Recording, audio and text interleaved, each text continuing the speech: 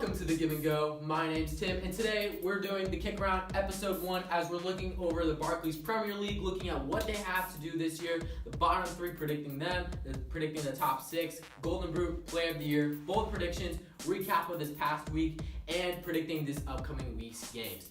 So to start off, we're going to be looking at our bottom 3, and who do you guys have in 20th? 20th, I have Burnley. See, I have Palace, so... Yeah, I have Brighton coming in 20th. They didn't really look that good this past week against Man City. So, what about 19th? Crystal Palace. Swansea City. Crystal. Soft spot in my heart for Swansea. I can't ever let them get relegated. I bought Bradley without giving me a chance to win, though. I have no soft spot. I definitely think it's Crystal Palace. We got 18th, that last spot right there. I've got Watford in my 18th spot. Brighton. I got Swansea. Wales is no longer going to have a team in the Premier League next season. So how about your top 6? This is a big thing this year. We have 6 great teams and possibly a 7th with Everton. Let's see who you guys have. I have Liverpool coming in 6th after they might lose Felipe Coutinho to Barca. Who do you guys have in 6th? 6th, I've got Tottenham. Tottenham. Playing at Wembley, you don't have the home advantage, and that's going to really factor into their play this year. So I don't feel like they've got to have the home advantage any week, and even it may be a negative playing at Wembley. So I feel like Tottenham, plus the fact that they haven't signed anybody yet, and they lost Kyle Walker, who was a key opponent on that right-hand side, and they may lose Danny Rose on the left. That losing both of your starting fullbacks would be extremely detrimental, and I don't think that they can recover from that. Okay, in 5th, I have Tottenham coming in 5th, exactly for those reasons. Though I think Liverpool will have more to overcome with Felipe Coutinho, even though I definitely want them to place ahead this year. How about you guys for 5th? I've got Manchester United in 5th. I feel like Lukaku's going to bring a lot, but I don't think they have enough to break the top 4. I have City because I don't think the one thing that City really needed was a superstar center back. They went and signed fullbacks to replace their aging fullbacks, but they still need a center back. They got company, but he's always injured. Stones has not really produced, and Otamendi just doesn't seem like a good fit for Premier League. And they just play way too attacking minded. They don't have a kind of midfield destroyer outside of Fernandinho, so if he gets hurt, they're in big trouble. Okay, so we're going to go into these Champions League spots as Liverpool qualified at 4th last year. This year, I definitely think Arsenal will actually bump up for once, going to 4th, their everlasting position. So we'll see how they go this year. How about you, Alex? Same, Arsenal 4th. I think Arsenal have made the improvements to once again come 4th. Lacazette should have a big impact, even if they end up selling Sanchez or Ozil, because he's just that striker that Arsenal have always needed. And Sead Kolasinac is a huge help. He can play either center back or on that left wing in that 3-4-3, and he'll just be a huge help, giving them more depth at those wing positions. Okay, so now we're looking at 3rd. This is actually the place that you actually qualify for the group stage in the Champions League. So I have Chelsea. I think there is going to be a drop-off this year, especially that their lost cost and their striking situation isn't really that great, especially with Morata going on right now. And so I think they could drop off to 3. They also could drop off even further, as we saw in the second year under Jose Mourinho. So we'll see how they do there. I definitely think Chelsea goes in 3rd. For my 3rd place spot, I've got Liverpool. I feel like they would be able to make it higher, but I think there's a high chance that they lose Coutinho to Barcelona, which is why I haven't put them in 2nd or 1st, because I think he's a key player for their team, so I'm sticking with 3rd for them. I have Chelsea in 3rd, same as Tim, and I believe this because I think the 3 at the back may have finally been broken. This past weekend, both Arsenal and Chelsea allowed 3 goals from the 3 at the back, when previously last season they were almost unbeatable when they played that 3 at the back. And those defenses, if that system's broken, I don't think Chelsea will be able to fix it. And Conte has not shown that he can play a 4 at the back well and suit his team for a 4-back style. So I think that they're not going to be able to cover, but I still think that they will finish 3rd. Okay, so we have 2 remaining. We're just going to say them right now. So my 2nd, I'm coming in Man City.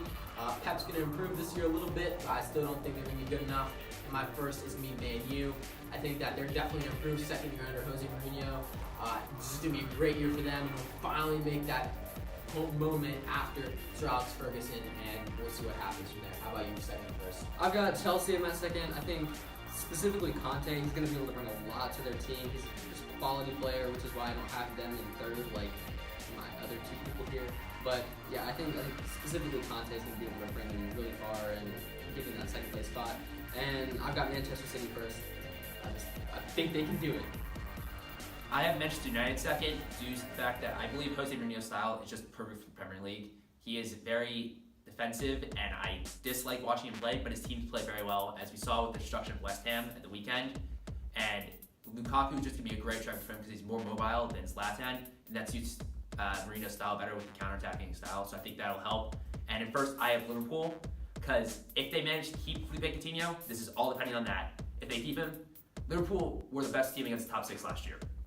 And then they've dropped off because they lost Sadio Mane. Now they have Mane's replacement in Mohamed Salah, and I feel like that can really push them over the edge and make sure that they keep up their winger depth and they can finish first this year and win their first ever Premier League. Okay, now we're going to look at the Golden Boot and Player of the Year. Golden Boot, I have Romelu Lukaku. He destroyed basically this weekend against West Ham. And the Player of the Year, I think the maestro for Man U, Paul Pogba, will live up to his name and the price tag that he was given last summer. So I definitely think that they will definitely do better this year. How about you, Alex? I've got Lukaku with the Golden Boot. Again, he smashed against West Ham. He's just an incredible player. He's going to bring a ton to Manchester United. He's just a quality striker. For Player of the Year, I've got Conte. He did a great job last year, and that's why I have Chelsea at second and not third. I think he's going to bring a whole lot to their team, and he's just a great, solid player. Once again, I think Romelu Lukaku is the favorite for the Golden Boot, but two other dark horse candidates we can see is Harry Kane, as he's won the Golden Boot in the last couple of years, and if Tottenham are successful, it will be because of him and his ability to put the ball in the back of the net. Another one, if he can stay healthy, I feel like Sergio Aguero could win the Golden Boot, as he is probably the best striker in the Premier League all around, but he's just never healthy for a full season. And for my Player of the Year, I have Coutinho if he stays, because as I said, I think that Liverpool team, they can push over the edge and win the Premier League. But if he doesn't stay, I probably would go with N'Golo Kante. Okay, let us know down in the comments below who you think will be relegated in this 2017-18 season, who will be in the top 6, your Golden Boot, and the Player of the Year. So now for a rapid-fire bold predictions. My first bold prediction is Huddersfield Town. They will come above 13th this year, especially with this new coach. And what do you got, you guys? What are your bold predictions? My bold prediction isn't that bold, but it's Southampton coming 8th. I basically already said mine. Mine would be Liverpool coming first. That's a very bold prediction. But also, I feel like Everton and Bournemouth, they will be under stiff competition, and it won't just be Everton riding to the 7th place. I think Bournemouth will actually push them, considering Eddie Howe now has that superstar striker in Jermaine Defoe that he's been lacking the past couple seasons when Callum Wilson's been injured. Definitely. So, last but not least, we're going to be looking at the predictions for this upcoming week. We have 2 marquee matchups. On Sunday, we have Tottenham and Chelsea. And on Monday night, we have Man City and Everton. So, for Tottenham-Chelsea, who do you think will come in and win that game? I definitely think Chelsea's going to win. They've got a lot. And, again, Tottenham hasn't signed anybody. Even though Chelsea lost this weekend to Burnley, I feel like they're going to be bothered by that, and they're going to want to come back and show what they can actually do. So I feel like they're going to take the win over Tottenham. It all depends on how Antonio Conte lines up his team. If he stays with that 3 at the back, I think that Harry Kane will be able to punish them, and that Spurs will win. But I think that Antonio Conte is a smart enough manager to realize that the 3 at the back is no longer a consistent formation, and it's going to do it to 4 at the back. I think that Chelsea will win 2-1. I definitely have Chelsea coming in and winning 3-1, destroying Tottenham, especially after the loss of Kyle Walker, and with Danny Rose probably out at this weekend. We'll see how that happens. What about Man City, Everton? I think Man City definitely wins this. Aguero, again, just very good player. Everton is a quality team, but I don't think they have what it takes to be able to be a top-tier team like Manchester City. Even this early in the season, I definitely think that Manchester City will win. See, I don't trust Everton's defense enough to pick them, so I'm going to go with City. But I'm going to say that Everton are going to score some goals. Wayne Rooney's return to Merseyside is going to be a huge help. And Sergio Ramirez is going to be a sleeper for one of the breakout players of the year. And I think that he can really help. But I think that you got to pick City here. It's 3-2 City. I definitely have a draw going up in this game. I think it's going to be 1-1 Man City Everton, with Rooney being the hero in stoppage time. So, thank you for watching the Kick Around this week. We will hope to see you next week. Go ahead and follow us on Instagram at TheGiveAndGo and subscribe to this channel. We'll see you next week. See ya.